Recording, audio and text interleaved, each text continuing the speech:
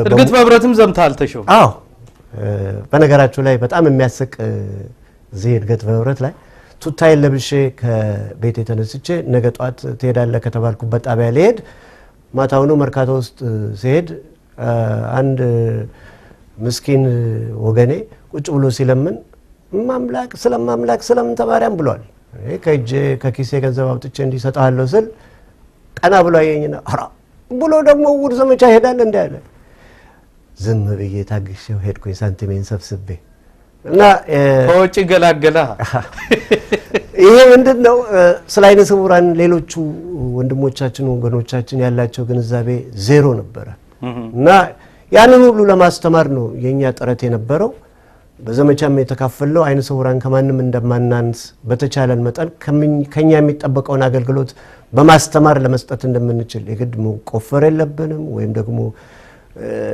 መኪናው ላይ ወጥተን መግፋት የለብንም ባለንበት ጣቢያ ተመድበን በየትምህርት ቤቱ አስተማሪዎች በጎደሉበት ቦታ እኛ ተተክተን እናስተምር ነበር ብዙዎቻችን አዎ ስኬታማም የሆነ በርካታ ስራ የሰሩ አሉ በመሃል ላይ ደግሞ እንዳንረሳቸው ይያልኩ ነው ስለገጠመኞች አንዳንድ ነገር ማውራት ስላለብን ተሾመ መቼም በርካታ ገጠመኞች አሉት ከነዚህ መካከል አሁን ስለተነሳ ነው ያው ከዚህ ማየት ካለመቻል ጋር በተያያዘ በርካታ ገጠመኞች አሉ ብዙዎች አሉ አንዱን እና ቀዳሚውን ስናነሳ ቅድም አንስተነው ነበር ጀርመን ሀገር ይያለ አንድ ባለስልጣን ምን ነበር እሱስ ለእናት ሀገር ጥሪ እንግዲህ በያለንበት ቦታ ነው ምን ዘምተው እኔ በተለይ በነበርኩበት ጀርመን አካባቢ የምስራቅ ጀርመን ነው በዛን ጊዜ የሚባለው ከድሬስደን ከሚባለው የምስራቅ ጀርመን ከተማ ላይፕዚግ ካልማርክስታድ በርሊን ኢስት በርሊን ድረስ እንዘምታለን በየቦታው ስንጠራ እሄዳለሁ እኔ ነኝ ሌላ ሙዚቀኛ አይነ ስውር ካለኔ በስተቀር ዛል ነበር እኔ ደግሞ የኢትዮጵያን ሙዚቃ ለማንጸባረቅ በየቦታው የኢትዮጵያ ኤምባሲ በሚጠራኝ ሰዓት እሄዳለሁ አንድ ቀን በርሊን ሄጄ ትልቅ በዓል ነው ይሄ መስከረም 2 ምክንያት አድርጎ የተዘጋጀ በዓል ነበር። እኔ ከፎቅ ላይ ስወርድ አንድ ሰውዬ ይመጣል ከወደታችንና እኔ ሰውዬውን ምን እንደሆነም አላወቅኩም። ጓድ ተሾመ ሲል ሄድ ጉድጓድ ግባ አልኩት። አጠገብ ያሉ ሰዎች ኧረ አንተ ሰውዬ እኮ መቶ አለቃ ነው እንዴ? ታዲያ እኔ ማነገረኝ መቶ አለቃ መሆኑ ማረጉን አላረገም አላየውም ማረጉን አላረገም እንዴ ብለን መቀለድ እና ሰዎቹ የዛን ጊዜ ምንም ቂምም የሚይዙ አይነት አይደለም። ምክንያቱም የጓድ ትርጉም ለየት ያለ ነው። ጀርመን ሀገር ውስጥ ስትገባ ጓድ የሚባለው አብሮ የሚሰራ ሰው እንደማለት ነው። በነገራችን ላይ ተሾመ ሌላ በጣም ያሳቀኝ ገጠመኝ ብዙ ናቸው ያንተ ገጠመኞች።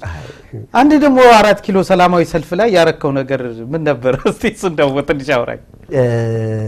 4 ኪሎ ሰላማዊ ሰልፍ ላይማ እኛ ለጉዳያችን በጣም ትልቅ ጥረት እያደረግን የዛን ጊዜ የትምህርት ሚኒስቴር የነበሩትን ሰው በመቃወም ሰልፍ ይዘናል። አጠገባችን ለሌላ ጉዳይ የመጡ ቦይፍሬንድ እና ገርልፍሬንድ አሉ እና እነሱ እንግዲህ ፈረንጅኛው ሜክ አውት የሚሉት ነው። እነሱ እርስ በርስ ሲዳሩ ልጅቷ ፈርታለች እና ኧረ እባክህ ተው አጠገባችን እኮ ሰዎች አሉ እባክሽ ተይ እነሱ አያዩም ይላል ሰውዬው። በጣም ተናድጃለሁ። እኛ የመጣንበትን ጉዳይ እንጨርስ። አንተ የምትፈልገውን እና ልጅቷ ከግቢ ውጭ አውጣ። የማየትና ያለማየቱን ጉዳይ እሷ ታስረዳ ታስተምር። አሁን እኛን አትረብሸን አልኩትና ሰውዬው በጣም እንትን የሚያበሳጭ ስራ ነው ንግግር ነው የሚናገረው የነበረው። እነሱ እኮ አየው ምን ለራሳቸው የታያሉ እንጫጫሉ እኮ ያሉት ይላል። በጣም በዛ ሲበዛ እባክህ ሄድና ልጅቷን ይዘህ ውጣ ከዚህ ግቢ አልኩት። እናንተ ሰላማዊ ሰልፍ እኛ ሰላማዊ ሰልፋችንን እንቀጥልበት ስራችንን እንስራበት አልኩት። በነገራችን ላይ በተደጋጋሚ እኔም ማቀዋለሁ አንተም ታቀዋለህ ከይርዳው ጋር በተያያዘ አንድ ምናቀው ገጠመኝ አለ። አንተና ይርዳው በከለር የተጨቃጨቃችሁበት ነገር ነበር። ፐርፕል እና ፒንክ ነገር አንተም አልተውከው?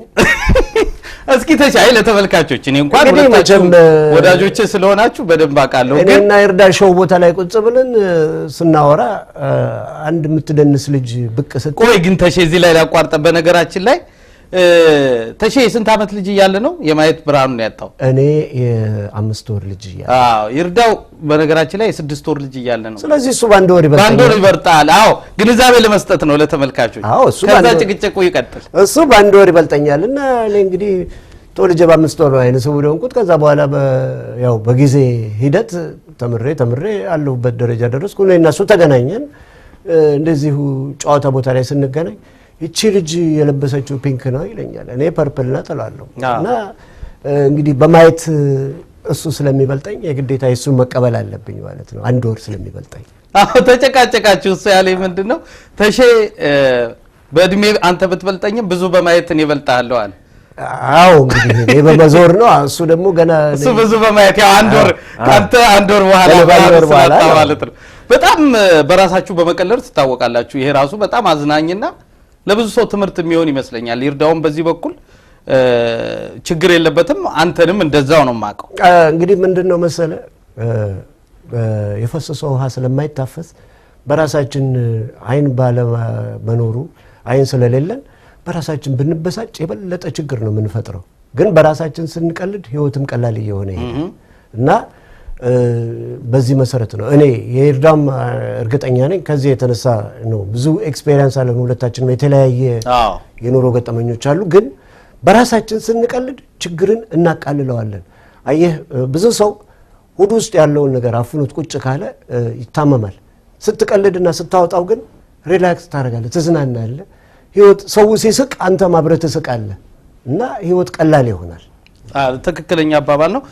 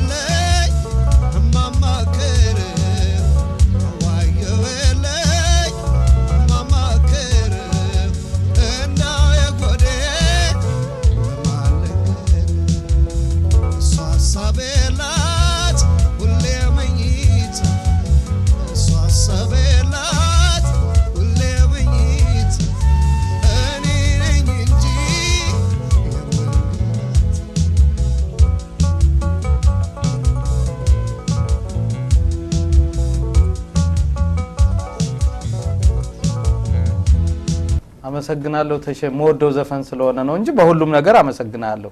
የዚህ ተደራቢ ምስጋና ነው። እስኪ ከዚህ ዘፈን ጋር የተያያዘውን ታሪክ አውራኝ። እንግዲህ እኔ በአብዛኛው ከስራ ጋር ነው ህይወቴ የተያያዘውና ከልጅነቴ ጀምሮ መሮጥ ነው። አንዱ ጋር ሙዚቃ እዚህ ጋር ገባ ሲሉኝ ዘልዬ እገባለሁ እና ለራሴ የግል ህይወቴን የግል ብሶቴን አጠገቤ ቁጭ ብሎ የሚያወራ ሰው አልነበረኝም።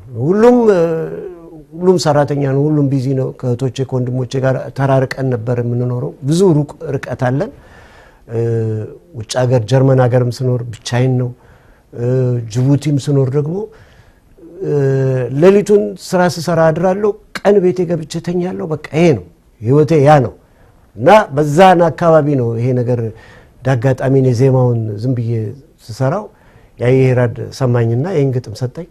ከኔ ህይወት ጋር የተያያዘ ስለሆነ ለምን አልሰራውም አልኩኝ እና በእውነትም ደግሞ እንደዛ ነው ከህይወቴ ጋር እና በአብዛኛው አሁን እዚህም ሀገር ከመጣው በኋላ አሜሪካን ሀገር በአብዛኛው ለብቻዬ ነው የኖርኩትና ጭንቀቴን ማዋየው እንደሌለኝ ለራሴ በግንዛቤ ለማስቀመጥ ብዬ ነው። እስቲ ወደ አንዳንድ መሀል ላይ ገጠመኞችን እናንሳ። ስለ ፓይለቱ ኤልያስ ተባባል እናንሳ።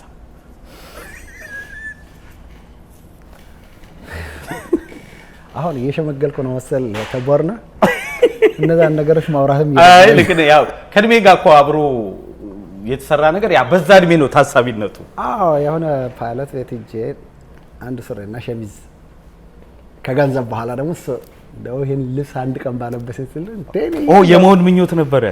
እኔ እንደኔ ምንም አልሆነ ነገር ኳስ ተጫዋች ሳይ ኳስ ተጫዋች ነው ማልመየው ነገር የለምና አላ ሰተኝ ነበርና ያን እየለበስኩ ይሄን ነበር። አንድ ባልትና ቤት የነበራቸው ሁለት እህታማቾች ነበሩ። ትልቅ ሴቶች ናቸው። በማከለ አንድ ልጅ አለች። ስሟንም አውቀዋለሁ እስካሁን አልረሳሁትም። እና እየደጋገምኩ ይሄድ ነበር ያን ሸምዝ እየለበስኩ የት ናት ፓይለቲንግ ኮርስ እየወሰድኩ ነው ምናምን እያልኩ በደንብ ነበር ትሪት የሚያደርጉኝ። እና አንድ ቀን ያው ዘፈን ሰተን ቲቪ ለካ ሳምንት ሙሉ አልሄድኩም ነበር እዛ አካባቢ። ለካ ዘፈኑ ተላልፏል።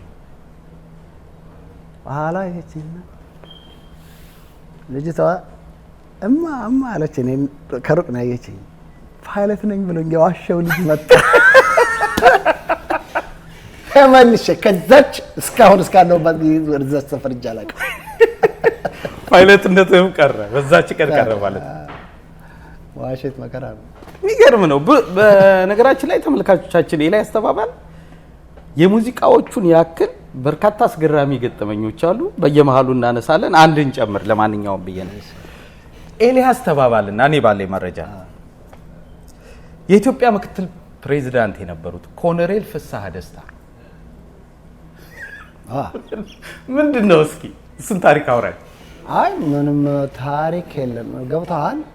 እኔ አሁን ልጃቸው እዚህ ዶክተር ሆኖ ሜዲካል ዶክተር ነው አስታውሳለሁ። ዘላለም ስሙ በዛን ጊዜ የሰማሁትን ስም ነው አሁን ማስታወሰው። መቼም ተቦርና ያ ጊዜ ለስነ ጥበብ ሙያ ክፉ አልነበሩ። ያው ለመላ ኢትዮጵያ ክፉ ቢሆኑም ቢባሉ በስነ ጥበብ ሙያ ግን ለፕሮፓጋንዳ መንፊያ የምንሆን ቀና ናቸው ብዬ ገምታለሁ። ብዙ ለኢትዮጵያ ሕዝብ የፈጸሙት በደል አለ፣ የታወቀ ነገር ነው። ለኛ ግን እንደ በኢትዮጵያ ኪነ ጥበብ ውስጥ ለወታደራዊ ስራ ኪነ ጥበብን ከፍ ያደረገ የለም። በፍጹም በኪነት በተለያዩ አስተዋጽኦ ስንት ጊዜ ለዋሻ አልችልም፣ አምነኑ ላስደስት አልችልም። በእኔ ዘመን ለነበረው ነገር ትክክል ነው። እውነቱንማ እውነት ነው። መቼም አይኖርም ብዬ ነው ማለት ለኪነ ጥበብ የሚመጣ የቆመ የለም። ኪነት መደባዊ ናት የሚል መፈክር ሁሉ ነበር አስታውሳለሁ። እና ያው አንድ የታወቁ ሰውዬ ነበሩ፣ ነጋዴ ናቸው። መተው ራስ ቲያትር መኪና ይዘው የሆነ ቦታ እንሄዳለን ዛሬ ኤልያስ ተዘጋጅ ትሄዳለህ አሉኝ። የት እንደሚሄድ አልተነገረኝም። በተባለው መሰረት መኪና ይዤ እስከ መስሪያ ቤት መጣ። መኪናውን እዚህ ተዋውተው መስሪያ ቤት ትችለው አሲቀጄ መሄድን ማለት ነው። እሳቸው ቤት ነው ምክትል ፕሬዝዳንት ቤት ገባን ማለት ነው። ሁሉም የዛን ጊዜ ከክብር ፕሬዝዳንት መንግስቱ ኃይለ ማርያም በስተቀር እና ፍቅረ ስላሴ ያልነበሩ እንጂ ሁሉም ነበሩ። ወታደራዊ ባለስልጣኖች ሁሉም አንድ ሁሉ አልቀሩም ነበር። መጀመሪያው ስትጀምር ረጋ ብለው ጀመሩት ወደ ምናምን፣ ግን በኋላ ጨዋታ በተለይ አንድ ሁለት ጨዋታ ከተጫወትክ በኋላ ፍሪ ሆነና ለተስፋዬ ጀነራል ተስፋዬ ገብረ ኪዳን ብርሃኑ ባየ ምናምን ኮሎኔል ብርሃኑ ባየ እንትን ማለት ጀመሩ ማለት ነፃ ሆነ። በቃ መጫወት ተጀመረ። አሁን ፍሳህን ሁሉም ፊሽ ይሉ ጀመር ማለት ነው ጓደኞቻቸው። ነስ ግን ያው አሁን ፊሽ ነው እንጂ ምናምን እርሰው ይጡ ምናምን የሚባል ነገር የለም። ቀረ እንደ ጓደኛ ምናምን ነው። አሁን ፊሽ ያው ተደጋግሞና ፊሽ ሲጋራ ሲሉ ስለነበረ እኔም ጥግዤ ወደ ደረጃ ወደ ፎቅ የወጣበት ደረጃ ላይ ቁጭ ብያለሁ ማለት ነው። እዚህ እና ተነስተን ምግብ አንሳ ለምንድን ነው ረፊሽ በላው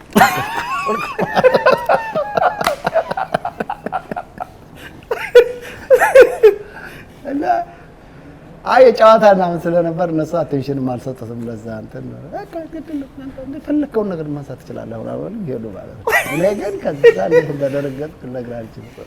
ከወታደራዊ ባለስልጣኖች ውጭ የመጀመሪያው ሰው ትመስለኛለህ። የሀገሪቱን ምክትል ፕሬዝዳንት ኮሎኔል ፍስሐ ደስታን ፊሽ ብለህ።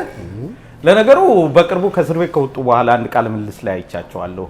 ማን ብዬ ልጥራውት ሲላቸው ጋዜጠኛው ፊሽ በለኝ ብለዋልና በመጽሐፎቻቸውም በታሪክም እንደሰማ ነው እሳቸውም ቀልድ አዋቂና ቀለል ያሉ ሰው እንደሆነ ይነገራል።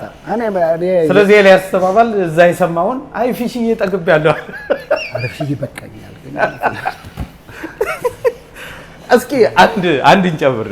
ኤልያስ ብዙ ያዝናኑ ነገሮች ስላሉ ብዬ ነው ከዚሁ ጋር አያይዘህ አንሳው። እንግዲህ ሌሎች ገጠመኞችም አሉ። አንድ በተለይ አገር አስተዳደር በኋላ ሚግሬሽን የሆነ ኦኬ እዛ አሁን ወደ ራስ ቲያትር እየሄድኩ ነው። ባዘዌ አዲስ አበባ ገጠመኝ እዚህም ሀገር ገጥሞኛል። እናነሳዋለን። እሱማ አይቀርም። እናነሳዋለን። ኦኬ እና በሀገር አስተዳደር እየሄድኩኝ ታጥፎ ገባ ማለት ነው። የሆነ እኔ የዛን ጊዜ ቮልስ ነበር የምነዳው። 127ም ነበር አይደል? 127ም ነበር። ቮልስ ነበረችኝ የዛን ጊዜ። ከዛ በፊት ማለት ነው። አላ ያያት ነዳም እንዳል ምናምን ነገር አልኩ ማለት ነው። አንተ አይን ይጥፋ ነገር ምናምን አለኝ። ተሳደብኩ ነው። ልብ ካለ ለምን እዛ ተወጣ አለኝ ማለት ነው። እኔም ያው የሞቴን አያቆምም ብዬ እጅ አቆም ቅድሚያ የራሴ እኔ አያቆምም ብዬ ነው አላቆሞ ፕላስ ሳያው ደግሞ አነስ ያለ ነገር ነው።